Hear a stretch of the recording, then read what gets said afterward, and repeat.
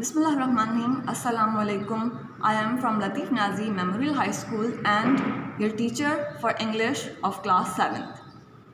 Last video we studied the chapter Hercules and its text with meaning, and I told you the difficult words of this text as well. I hope you have understood the whole chapter properly.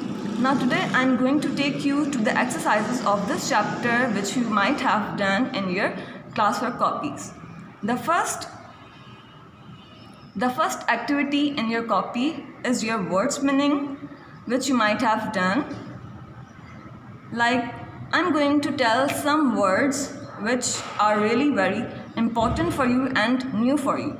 So the words like nymphs, इसकी Urdu meaning है खुदाओं की बेटियाँ, maidens, unmarried girls, जवान या कंवारी लड़कियाँ, Hartley, जोश से, stood past, दिग भरे या तेज़ कदम चला, डक्ट, गोता लगाना यानी कि पानी के अंदर एकदम डूबना, क्वाइटन, खामोश करवाना।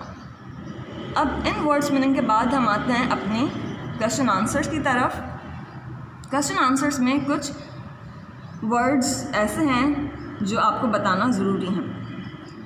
लाइक ही वोर a line skin, it is not were, it is वोर, WORE, वोर, वोर a line skin, not the line skin, it's a line skin, okay. And another word is in question number 3 is sing. It's not sign, it's sing, okay. Another word which I'm going to tell you is in the answer of question number 4. It's giant, GIANT, giant, not gland.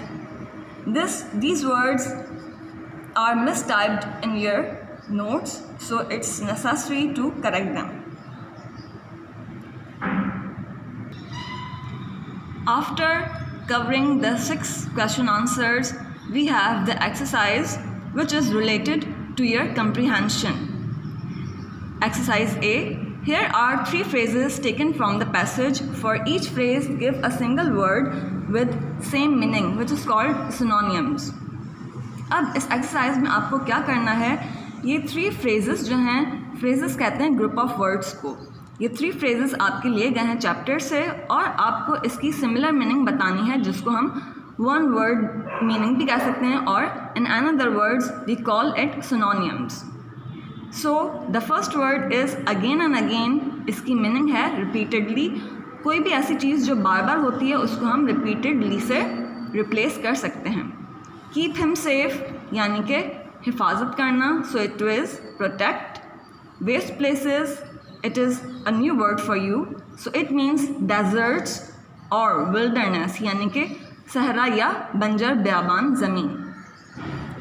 Now another exercise related to your comprehension of chapter is find words and phrase with a similar meaning in list B.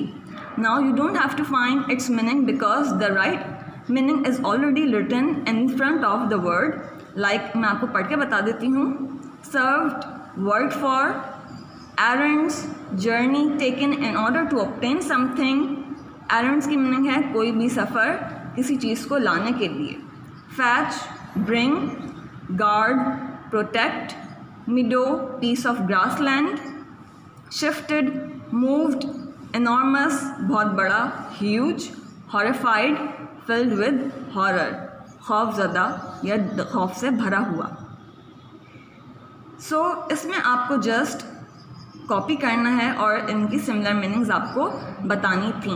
जिस तरह से आप देख सकते हैं कि तमाम meanings आपकी आसानी के लिए लिख दी गई हैं ऑलरेडी।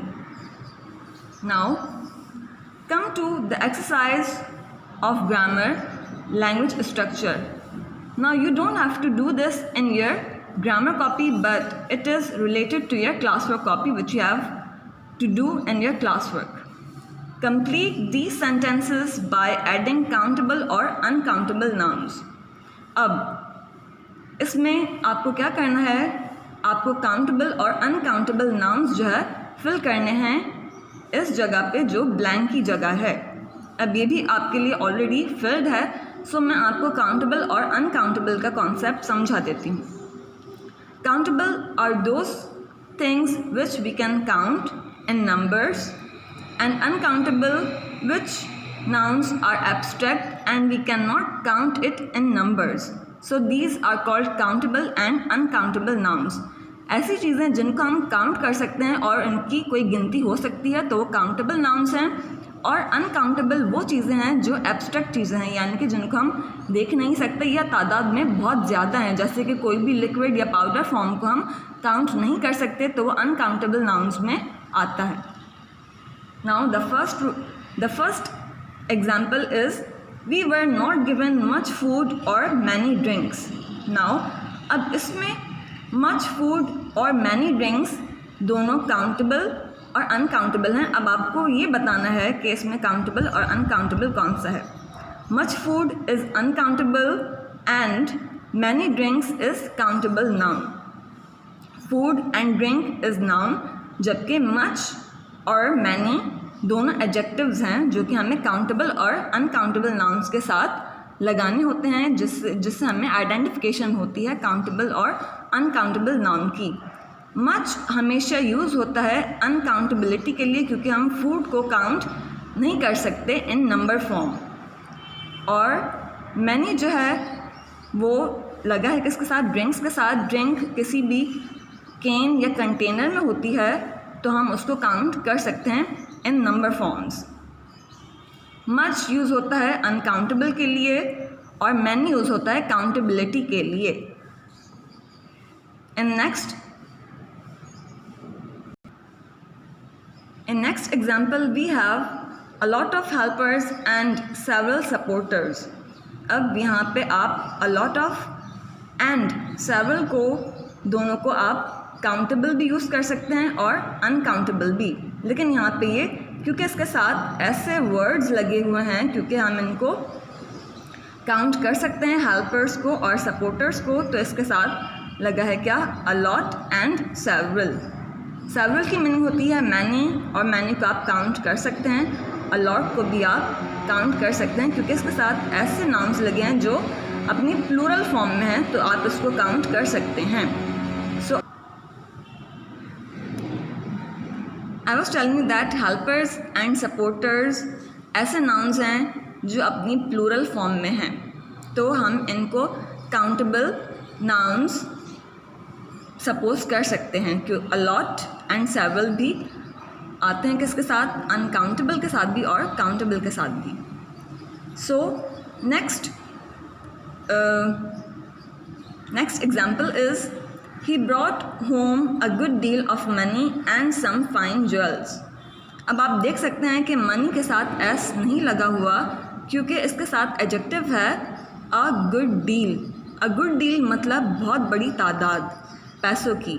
तो अब ये आपको डिनोट करता है अ good deal is always used for uncountable, क्योंकि ये अनकाउंटेबल ऐसे है क्योंकि वो बहुत बड़ी तादाद में है और हमें इसकी कोई क्वांटिटी नहीं पता इन numbers, so that is uncountable. A good deal हमेशा हम यूज़ करते हैं अनकाउंटेबल के लिए। And some fine jewels, some हम यूज़ कर सकते हैं दोनों काउंटेबल और अनकाउंटेबल के लिए, लेकिन हमारे पास नाउन जो है उसमें एस लगा हुआ है, jewels and some fine jewels, क्योंकि हम ज्वेल को यानी कि जवाहरात को या कोई भी स्टोन्स को हम काउंट कर सकते हैं, तो यहाँ पे हम इसको काउंट करेंगे काउंटेबल के लिए, काउंटेबल नाउन के लिए। Number 4, there are many bananas left but not much soup. अब ये वही कॉन्सेप्ट है जो मैंने आपको एग्जाम्पल 1 में बताया था, लाइक बनानास। अब यहाँ पे क्योंकि प्लूरल फॉर्म है नाउन की, तो इसके साथ लगा है मैनी। मैनी एडजेक्टिव ऐसा है जो काउंटेबल नाउन्स के साथ लगता है। और मच, सूप, मच को हम या सूप को हम काउंट नहीं कर सकते, उसकी क्वांटिटी हमें नहीं पता क्योंकि वो लिक्विड फॉर्म में है, तो इस वजह से इसके साथ यूज़ हुआ है much. Another example is could you let me have a little more water please.